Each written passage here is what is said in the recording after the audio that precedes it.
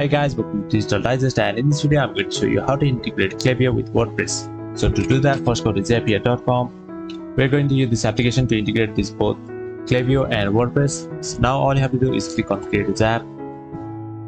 So once you're here, all you have to do is select your trigger. So our trigger will be WordPress.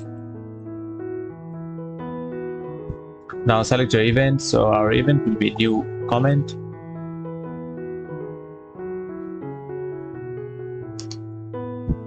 Click on continue and continue with your WordPress account.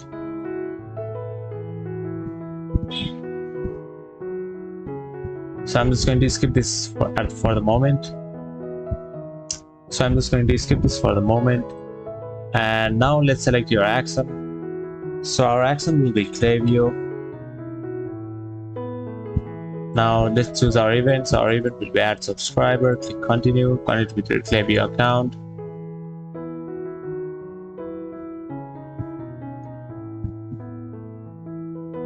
So I'm just going to skip this as well. So after doing all that, all you have to do is publish this zap and you'll be able to integrate WordPress with Klaviyo. Thank you for watching this video, and I'll see you on the next one.